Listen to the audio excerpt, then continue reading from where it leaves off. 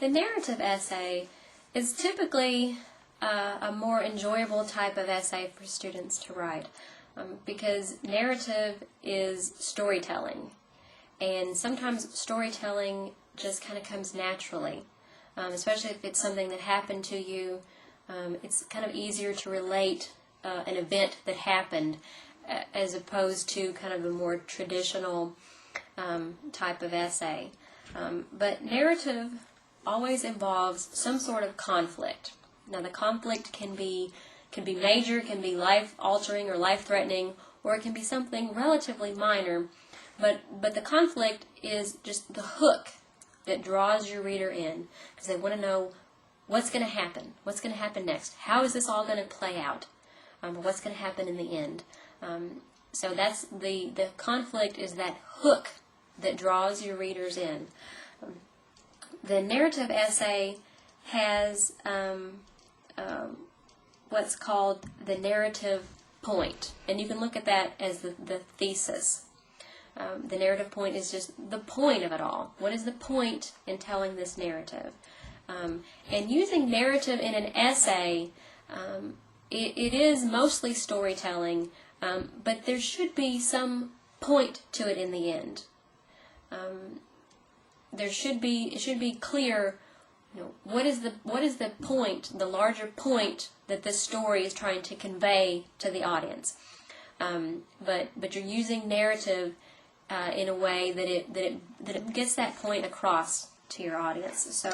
So for your thesis, you need to think about what is the narrative point, and you don't want to get sidetracked or add in too many details that kind of takes away from that point. If you've ever been listening to a story that was pretty interesting, and then all of a sudden the storyteller got sidetracked, you know how annoying that can be.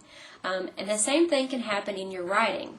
If you get sidetracked, or if you put in too many details that aren't important to the conflict resolution or to how the story ends, then you're going to frustrate your readers by just putting something in there that doesn't lead them to the resolution of that conflict.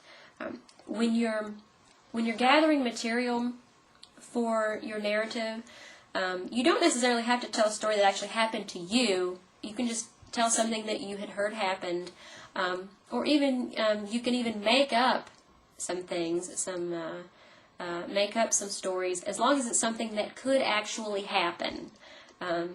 Because remember, your overall point. What is your overall point? So you need to make sure that your narrative is based in reality. Otherwise, it's going to be useless, and it's going to be, again, frustrating for your audience and kind of pointless and confusing.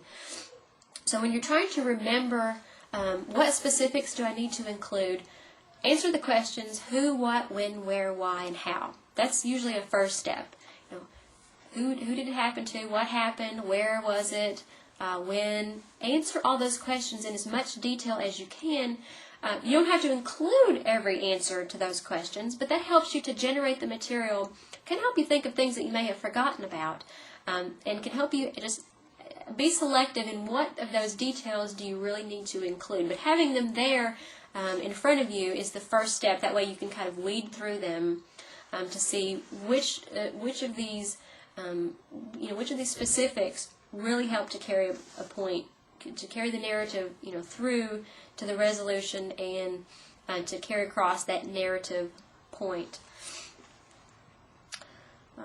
And when you're trying to decide what specifics to include, always think of your audience. Is my audience going to understand this narrative that I'm trying to relate? Have they been there, done that? Do they know what I'm talking about? Is this something that they've experienced? Or am I going to have to provide details that kind of bring them up to speed?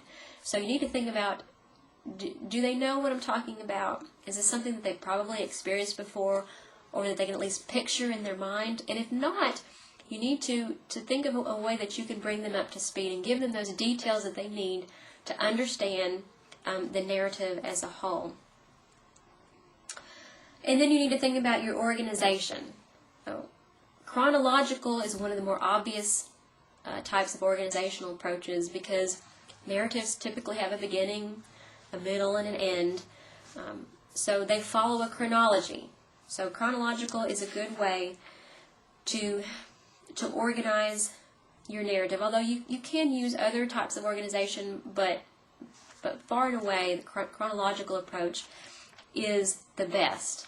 Now be aware that you can break that chronology by doing things that are called flash forward and flashback. I know you've heard of flashback before, probably in movies or on TV. But you can do that in your writing as well, where you flash backward to something that happened out of the time sequence, but then you come back to where you were originally. Or if you flash forward to something that happened in the future, you come back to the present.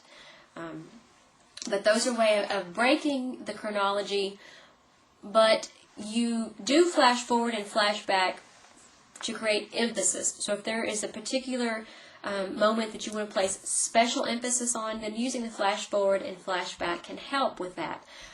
Although don't overuse the flash forward or flashback, because it will lose its emphasis. Generally, anything that is used overly much or that is used just too much loses its emphasis. So keep that in mind.